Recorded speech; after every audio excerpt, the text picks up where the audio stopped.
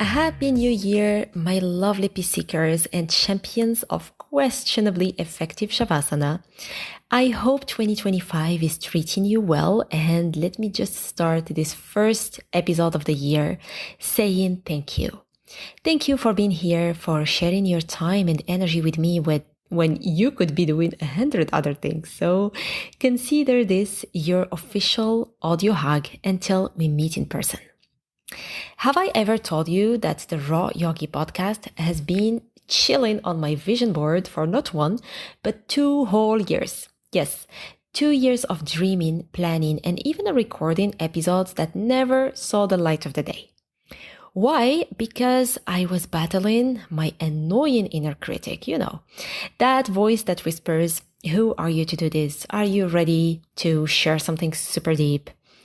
Looking back, I actually feel grateful for the delay because those early recordings, let's just say they were trying too hard. Honestly, I wouldn't even have listened to them myself. But today it's different. This version of me is here for it and ready to share. And here is something I have learned along the way. We all have dreams that sit in the back of our minds for years, waiting for us to take actions, but we never do. And it's not procrastination or laziness. Sometimes the delays are meant to be. God asks us to wait until we are fully ready before we take the leap. Which brings me to today's topic, manifesting our dreams.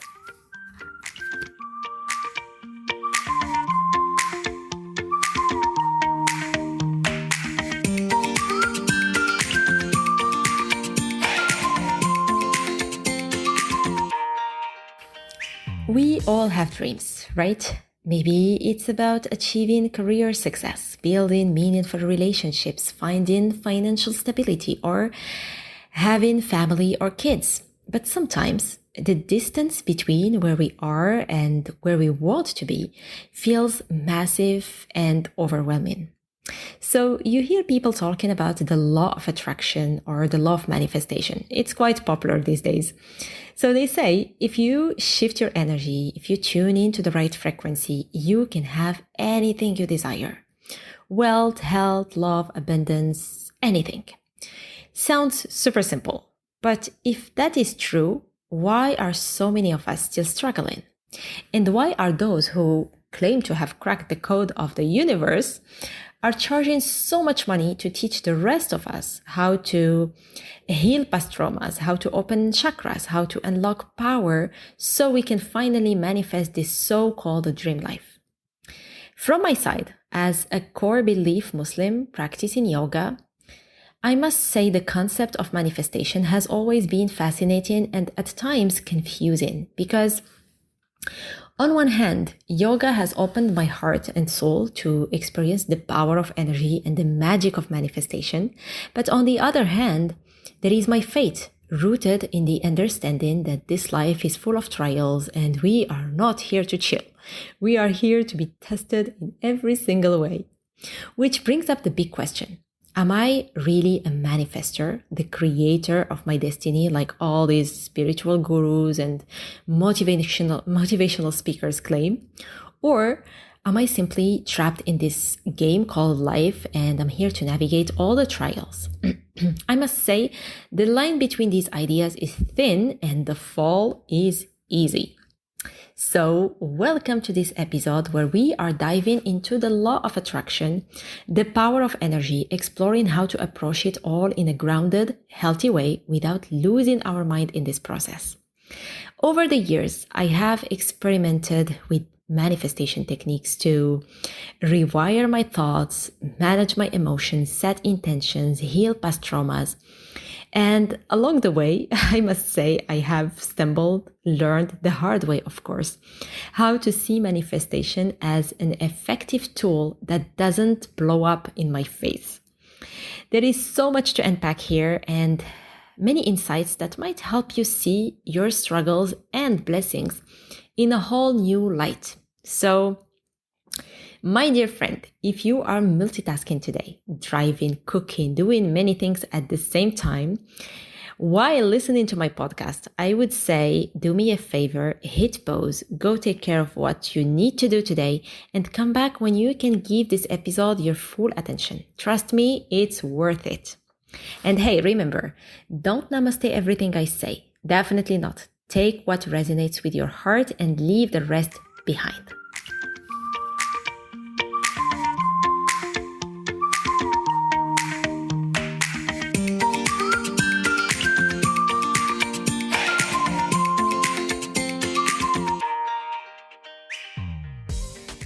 So let me start with this one. Empty space is not empty. It is alive, packed with energy, movement, forces we can't see, but they are pretty much there. So in faiths like Islam or Christianity, believing in the unseen is a cornerstone of faith. And even if you are not religious, quantum physics confirms that indeed there is far more happening around us that the eyes can catch. So can we agree that just because we can't see something doesn't mean it's not there? And for me, this became undeniable when I fully immersed myself into yoga. And I'm not talking about this 1 hour stretch and breathing session we do in the morning. No, I mean full on practice where yoga consumed my entire day. From morning to evening, asana, meditation, pranayama, and diet, all of it together at the same time. It's something I can only experience when I take myself to India and yoga has my undivided attention. And let me tell you, things got really interesting because after just a couple of days of the practice, I became so much more sensitive to the energies around me.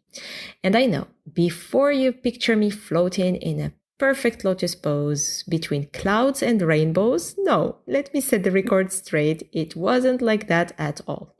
I mean, I wish I could say something like that, but no, it's not. It felt more like flood, waves of emotions and sensations I wasn't prepared for. Because that's what intense yoga practice can create. The practice can awaken shadows within ourselves. So yeah, part of myself I hadn't faced before came to the surface. And when those shadows come to the surface, they will automatically attract external energies vibrating at the same frequency. So yeah, it wasn't pleasant. I mean, some of it really made me want to step back and question everything I really thought I knew. I was aware of all these invisible forces that I had happily ignored before, and it was a lot of it. It was very humbling experience, I must say. And the good part is that it cracked me open and I wanted to explore more of this so-called empty space.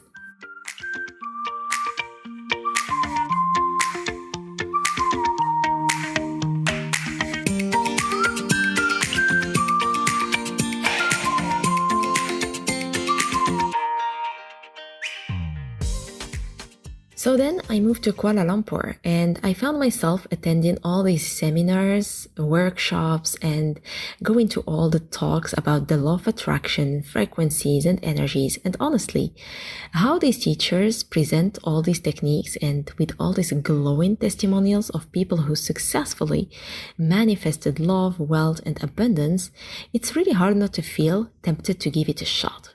Then came the cherry on the top. I got the chance to study pranic healing, which is fascinating.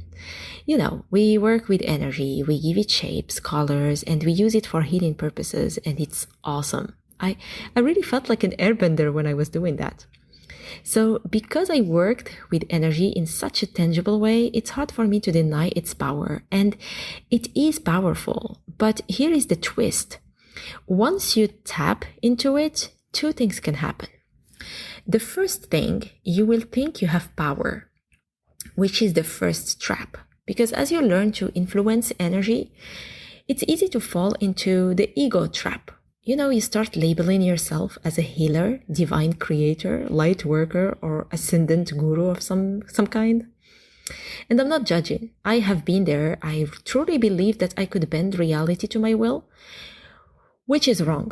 That path is full of ego traps, spiritual arrogance, and worst of all, It kind of disconnected you from the source of this energy, which is God. The second trap is that you become too good at manifesting. I know it's trickier because when manifestation is a skill, it's a power that you train. And when it grows, things happen super quickly. Manifestation doesn't come just from thin air. Basically, it follows the state of your heart. So if your heart is pure, you will attract light, beauty, and abundance. But if your heart is not in the right place, you will manifest more of that. And once you train this skill, manifestation will only amplify what's already inside of you. And let's be honest, the purpose of this life is to purify the heart. And to purify something, you need first to acknowledge the dirt that is in it. And that's a whole journey. So when you train your manifestation skills without taking this journey of purification, things might go wrong. And I have experienced this where my manifestation game got super strong, but I still had a couple of things that I needed to purify and to heal. So when I hit the rock bottom, my manifestation didn't slow down and it went out of control. And I have learned the hard way, of course, how powerful and very delicate working with energy is.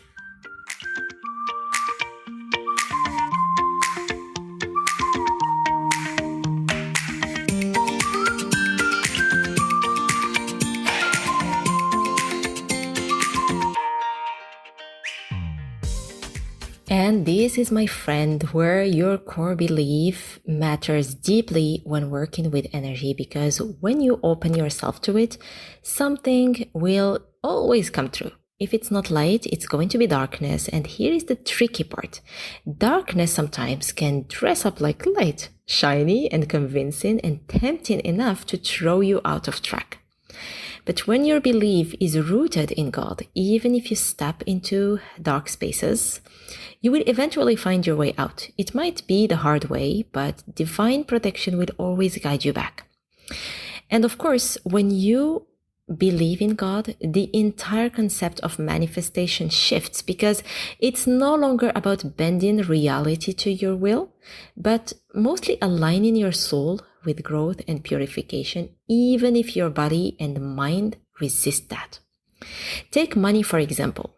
Like, we all desire a lot of money, to have wealth. And sometimes we try manifestation techniques like visualization, affirmation, being around people who are into the abundant mindset. But if your heart is still carrying envy, greed, or insecurity, any type of lack, if this money come in, it will only amplify those feelings. You might use it to show off, to feed your ego, to buy unnecessary things. So when you are rooted in God, in His wisdom and protection, He won't give it to you because your heart isn't ready for it. And if you insist, He might allow it, but it's not going to be a reward, but mostly a lesson that will humble you and purify you. The same applies for relationships. Sometimes we long for a partner and we try every manifestation method and every single manipulation technique to get them into our lives, like vision boards, affirmations, visualizations. We even go to the places where we have the highest chances to meet this person. But if you're rooted in God, you will realize that sometimes manifestation will bring into your life a toxic relationship, not as a punishment, but as a mirror revealing what needs to be healed within you. So my friend, manifestation isn't about getting what you want. It's about receiving what your soul needs to grow. And sometimes that means joy and blessings. And other times it means financial struggles, heartbreak, or a loss to help you purify your heart and align with your higher purpose.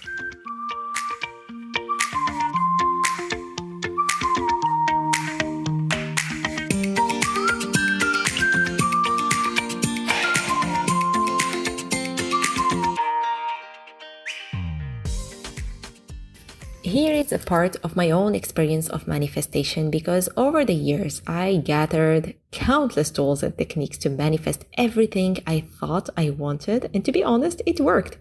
I kind of built what seems like a dream life, like living in Bali, forming a beautiful relationship, experiencing significant career shifts. On the surface, it was everything I really thought I have been longing for. But the truth is, because back then I was manifesting from a place of lack, trying to mold reality to my desires sometimes, it all came with lessons. Lessons that reshaped how I see manifestation entirely. And I came to realize two important truths. The first one, not all techniques work for everyone because our paths, needs, and souls are unique. So there is a deeper layer to manifestation beyond just getting what we want. The second is when you start manifesting from your soul, rooted in faith, not desire or lack, the outcomes feels entirely different. And I remember I had that one year when I asked for abundance in my work, emotional safety, and healing. And what followed looked like the opposite of what I had prayed for. That same year, I lost my job, went through a painful breakup, and left my home. I swear I was so confused and heartbroken, I almost missed the blessing in it all. But the truth is that everything that happened that same year was exactly what I asked for. It just didn't arrive in the ways I expected. So funny, right? Because that job I was in back then wasn't where abundance was meant to grow. And that relationship, no matter how much I was attached to it, couldn't give me the emotional safety I truly needed. So God gently and painfully guided me away from it. And healing. I really thought that my healing will come in a shape of retreat or training, but it came by returning home, being with my family, and allowing my heart to break wide open so I could truly heal. So, my dear friend, here is something I want you to reflect on. If your faith is in God, you will understand that He doesn't give us material things to satisfy our desires. No. Instead, He uses those things and even their absence to purify our souls. Because the path to what we truly need doesn't look or feel like a blessing at first. And manifestation with God isn't about attracting positive outcomes.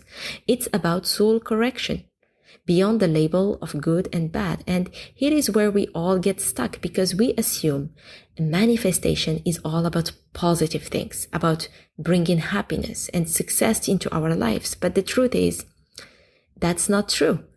God shapes us through both the joy and the discomfort, using every single moment, expected or unexpected, to bring us closer to the truth and to Him. So remember, the unexpected, even the most painful moments, are just as much part of the manifestation as the blessings you celebrate. And to wrap up this episode, for 2025, maybe the most meaningful intention we can set is to ask God to help purify our hearts, because that's why we are here, and to surrender to His ways of doing so, even if it's challenging us. And I know how hard it is to surrender to the idea that what you will manifest, good or bad, is for you, to have that certainty about that. And here is a beautiful invocation that I learned from one of the teachers that inspires me a lot. And it kind of resonates deeply with me, and I would love to share this invocation with you. God, I know that only pure hearts can access your wisdom, and I am aware that my heart is not pure yet, but I come to you humbly, asking for guidance. So grant me certainty beyond logic, so I can see the wisdom in every experience, even when my mind and body struggle to understand. That was all for today's episode. I wish you again happy, beautiful new year. I hope every single experience you will have this year will be transformative, leading you to radical acceptance. Until we meet again, I wish you a beautiful day ahead. See you in the next episode.